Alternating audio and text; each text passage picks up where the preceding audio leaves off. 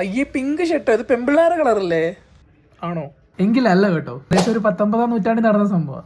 അന്നത്തെ കാലത്ത് പവറിന്റെ സ്ട്രെങ്തിന്റെ ഒക്കെ കളറായ റെഡ് കളറെ സൂചിപ്പിച്ചിരിക്കുന്നത് ആണുങ്ങളെ ആയിരുന്നു.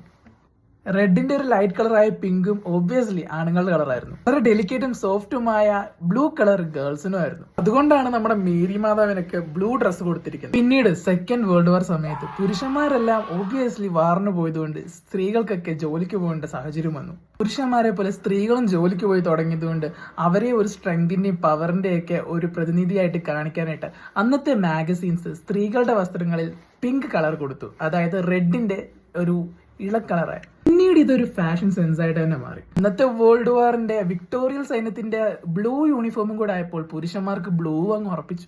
പിന്നീട് അത് എല്ലാവരും അങ്ങ് ഫോളോ ചെയ്യാനും അതൊരു ട്രെൻഡായി അങ്ങ് മാറി.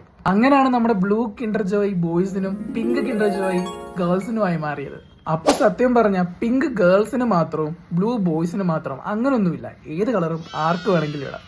ഒരാളുടെ പേഴ്സണാലിറ്റിയും ക്യാരക്ടറും ഒന്നും അവരിടുന്ന ഡ്രസ്സിലോ അവർ യൂസ് ചെയ്യുന്ന സാധനങ്ങളുടെ കളറിലോ ഒന്നും അല്ല ഇരിക്കുന്നത്. അപ്പൊ ശരി, എല്ലാവരും ഹാപ്പി ആയിട്ടിരിക്കും. ബൈ.